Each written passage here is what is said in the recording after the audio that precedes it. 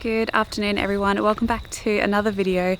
As you can kind of see behind me, the sun is out this afternoon and it has been all day, which has been so lovely.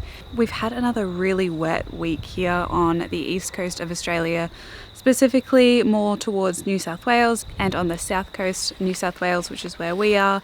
We had so much rain over a short amount of time and the ground is really still saturated. So I wanted to do a video today on 10 things that you can do in your garden after heavy rain to make sure that your plants and your garden stay healthy. So you can do one of these things, you can do all of them. It depends on your circumstances and how much rain you've had and what your property looks like. My thoughts are with everyone who has been affected by all of these floods. It has been such a traumatic week for so many people, and my thoughts are with you all.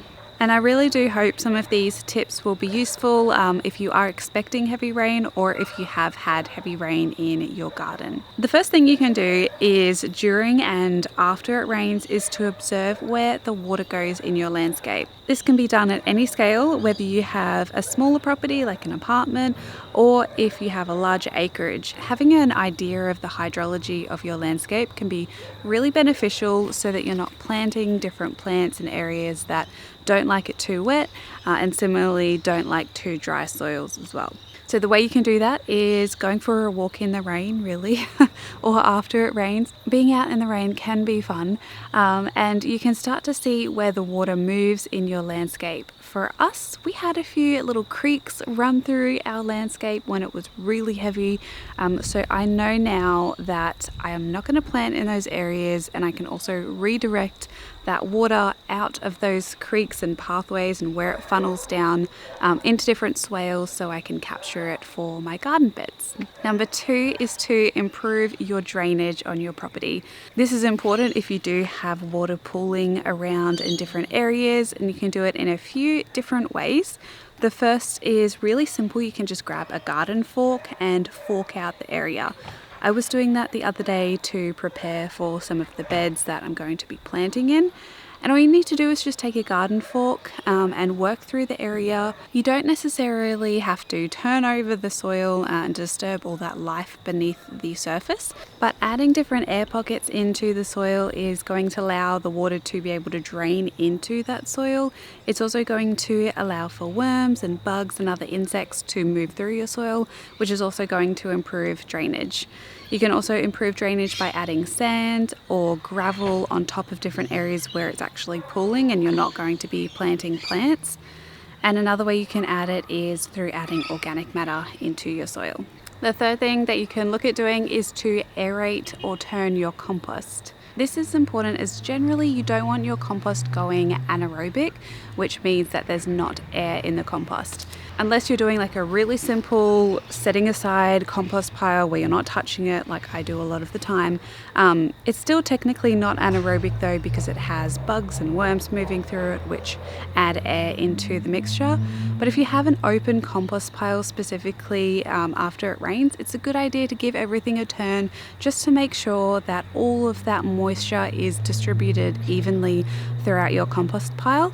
It'll also just make sure that it doesn't get too matted and heavy on top so that all of those microbes and bugs and worms can move throughout your whole entire compost bin. Number 4 is to move your pot plants around. Making sure that your pot plants get rain is super beneficial because then you don't have to worry about watering them. But some plants in pots don't like certain amounts of water, like succulents for example. Succulents don't really like to be too waterlogged, and if you do have succulents in pots, it's a good time to move them around and put them in a sunny position where you know they're going to be able to dry out. This goes for a lot of seedlings. You would have seen in my other seedling video I talked about all different things that can go wrong when you plant seeds. One of them, if they stay wet for too long, they can get the risk of damping off. They also just don't really grow very well and their roots can rot out. So making sure that you're moving your seedlings around and letting them get some air and sunlight after it rains really heavy is really important to make sure that you're avoiding any disease that might come after heavy rainfall and the air just being so moist. Number 5 is to check for erosion on your property. Unfortunately, I know a lot of people were impacted by properties eroding with all of this heavy rain that we've had, and it's a real big problem and risk in a lot of areas in Australia. So making sure you're doing a once over on your property, and this goes even for apartments. Even if you do have pots, you can get erosion and soil can wash away. So making sure that you know where the water is going, that's likely where you're going to be having erosion, and you can make sure you do certain things to not enhance that erosion or make it more apparent by leaving it alone after it rains heavy, so not walking on pathways kind of like I'm on right now that is starting to get very muddy and start to kind of fall away in certain areas. You want to look out for that just to preserve all of that healthy soil that you have, and any vegetation that you do have on the surface is really important to prevent erosion. It's also important to just check around pots and fruit trees, specifically larger trees that may have had their roots exposed from a heavy amount of rain or erosion. If you do have exposed roots, you run the risk of attracting diseases, and also the plant or the tree is more likely to fall over if you have heavy winds. It's a big problem for some of our trees, which I'm looking at one right now, and it is looking very much on an angle. I want to make sure that I preserve all of the soil around there or take it out before it actually ends up falling down, because if you have heavy rainfall and then heavy winds, you run the risk of having so many more trees fall over in heavy winds. Number 6 is to look out for disease, just doing an all-round overall check of your plants, specifically looking on top and above the leaves and on the surface where the roots meet the surface is a really good idea. Humidity can bring so many different diseases, and depending on if you have warmer or cooler temperatures after that, you can get things like powdery mildew and other diseases that really impact the foliage of plants. So doing a once over of that to kind of troubleshoot on what you might have in terms of diseases is really beneficial after you have heavy rain. Slugs is another thing to look out for in heavy rain. I have never actually experienced slugs in the garden, and now that I'm saying that, I'm going to have a lot of slugs in winter. So for slugs, there's a lot of different organic methods that you can do to prevent them from eating your soil. One of them, which I'm probably going to try, is saving eggshells. Saving them and crushing them up. Slugs don't really like to walk over anything that's too sharp, so I'm going to give that a go if I do have slug problems. But if you have any experience with dealing with slugs, I would love to know your remedies in the comment section down below. Right, almost there. Weeding is something else you want to be doing after heavy rain. When the soil is nice and moist, it is a great time to pull out weeds or any plants that you don't want in your garden. It's such a joy to be able to not use a mattock to dig out weeds like I used to have to do. This soil that we have here, we're so lucky that we can pull out the weeds really easily.